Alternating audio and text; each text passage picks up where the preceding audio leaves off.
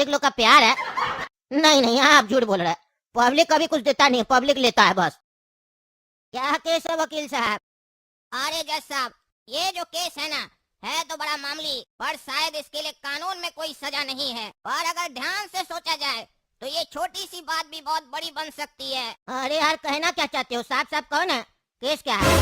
अरे जज साहब, उस पे ही आ रहे हम। पर आपने वो बात तो सुनी होगी ना कि दुनिया का कोई भी बड़ा से बड़ा युद्ध किसी न किसी छोटी बात को लेकर ही शुरू हुआ है। उसी तरीके से ये केस आपको सुनने में बड़ा ही कॉमन और छोटा सा लग सकता है, पर इसका परिणाम बड़ा हो सकता है। इसकी एक छोटी सी गलती किसी बड़े क्राइम को जन्म दे सकती है।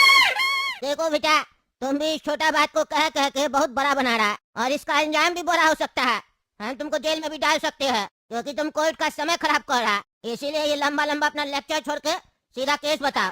अरे जज साहब, माफ किया जाए, आपका थोड़ा समय खराब कर रहे हैं, पर जो आप मेरी बात को लेक्चर बोल रहे हैं, ये कोई लेक्चर नहीं है। क्योंकि मेरा मानना है कि कभी भी कोई बात बोलो तो पूरी बोलो और साफ साफ बोलो, ताकि समझने वाले को कोई कंफ्यूजन न रहे।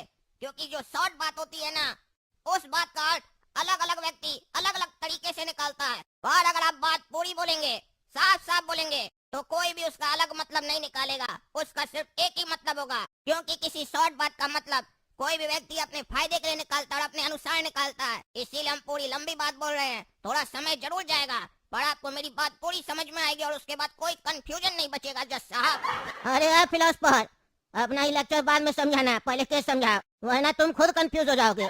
हम तुम्हारा पहले केस सुनेंगे, उसके बाद देखेंगे कि तुम्हारा फिलोसफी हमको समझना है कि नहीं, और उसमें कितना दम है। अरे जज साहब, केस बस इतना ही है कि मेरे क्लाइंट और इस लड़का के बीच में लड़ाई हो गई थी किसी बात को लेकर। कहा सुनी हो गई थी। बस इतनी सी बात पर इस लड़के ने इनकी माँ को गाली दी। अरे माँ को क्या गाली दिया? इस लोग की लड़ाई में माँ भी थी क्या? और इसकी माँ इसको कुछ बोली थी क्या? अरे जज साहब, सवाल तो यही है। उस टाइम पर मेरे क्लाइंट की माँ वहाँ मौजूद नहीं थी, और जब मौजूद नहीं थी तो कुछ कहने का सवाल ही नहीं उठता है। और फिर भी इस लड़के ने माँ की गाली दी। अरे यार, तो ऐसे कौन है माँ की गाली दी? ऐसे क्या कह रहे हो कि माँ को गाली दी? गधा हो क्या? सही सही बताया करो। अरे जज साहब, बात तो एक ही है ना। भले माँ वहाँ खड़ी नहीं थी, पर गाली तो माँ को पड़ी ना। क्यों रे लड़का, जब तुम दोनों का लड़ाई हो रहा था तो इसकी माँ को क्या गाली दिया तुम? हैं? अरे जज साहब, गुस्सा आ गया था। अच्छा, गुस्सा आता है तो तुम किसी का भी माँ को गाली दे देता। तुमको इतना ही गुस्सा आ रहा था तो तुम इसको गाली दे देता। इसकी माँ को कह दिया, तुम इसको गाली देता, उस पर भी हम सजा देते तुमको, क्योंकि गाली देना गलत बात है। लेकिन तुम इसकी माँ को गाली दिया। माँ का अर्थ पता है तुमको? माँ क्या होती है? और तुम माँ को गाली देता है। तुमको हम बताएंगे कि हमको जब गुस्सा आता है तो हम सजा देते हैं। जैसे तुमको गुस्सा आता है तो तुम गाली देता है, हमको गुस्सा आता है तो हम खतरनाक सजा देते हैं। पर उससे पहले ये बताओ, तुम ये सब सीखता कहाँ से है? कौन सिखाता है तुमको ये गाली सब, जो तुम फ्री में बांटते फिर रहा है समाज में? अरे जज साहब, ये तो मेरा दोस्त सब सिखाया। कॉलेज में देता है ना, जितना दोस्त है सब देता है, एक दूसरे को देते रहता है, और उसलोग को बुरा भी नहीं लगता, हंसता है। और खाली दोस्त नहीं, मेरी गर्लफ्रेंड है, वो भी गाली देती है। मेरा दोस्त लोग उसको भी देता है, वो भी हंसती है। और मेरे घर में जब लड़ाई होता है ना, तो पापा भी मम्मी को गाली देते हैं। जब पापा को गुस्सा आता है तो पापा हमको भी गाली देते हैं। एक बार तो हम सड़क पे देखे, मेरा जो टीचर है ना, जो स्कूल में बहुत शरीफ बनता है, उसको कोई ठोक दिया था लड़का हल्का सा, वो भी गरियाने लगा उसको, बढ़िया से गंदा गंदा गाली देने लगा। गुस्सा आने पे मेरा टीचर भी गाली देता है। और जज साहब, आजकल तो फिल्म सब जो बनता है उसमें स्क्रिप्ट से ज्यादा गाली देता है, वो भी स्टाइल में।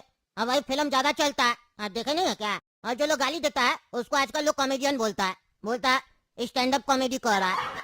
तो आजकल गाली देने से पैसा आता है सर, प्रोफेशन हो गया ये। किसी को बुरा भी नहीं लगता, लोग हंसता है और बोलता है अरे टैलेंट है इसके अंदर, गाली दे रहा है। आप लोग देखते नहीं है, कॉमेडियन लोग गाली देता है, पब्लिक हंसता है। और जो लोग को हम लोग शरीफ समझते थे, वो लोग भी उसका तारीफ करता है, कहता है कि स्किल है उसके अंदर गाली देने का, बहुत बढ़िया कॉमेडी करता है वो, उसके जैसा तो वर्ल्ड में नहीं है। अपना शो में बुलाता है वो लोग, पता है आपको? और आप कह रहे हमको आप सजा दीजिएगा? बताइए, मेरे अंदर ऐसा टैलेंट है जो वर्ल्ड में गिना चुना लोग के अंदर टैलेंट है।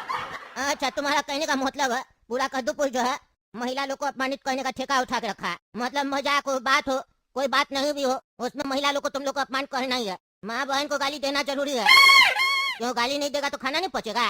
अरे जैसा हमको समझा के क्या फायदा है? बड़ा लोग को समझाइए ना, मेरे पापा को समझाइए, फिल्म वाला लोग को समझाइए, जो देखेंगे वही सीखेंगे।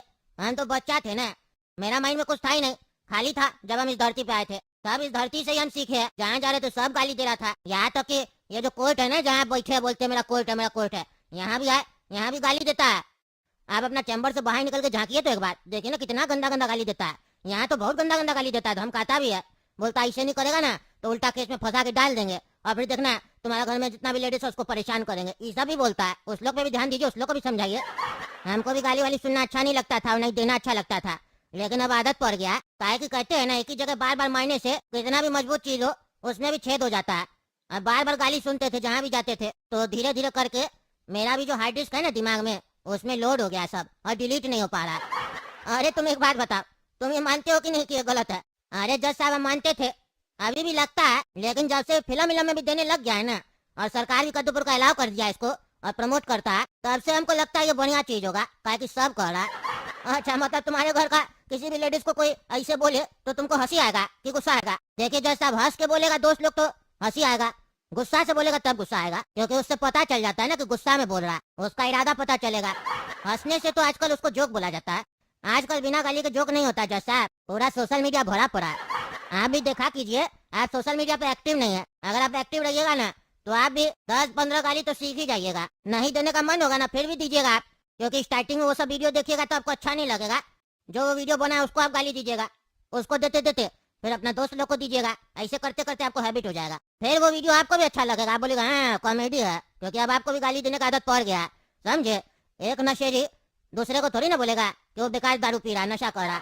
जब तक वो नहीं पी रहा तब तक वो बोलेगा कि गंदा आदमी है, नशेड़ी है, नशा करते रहता है।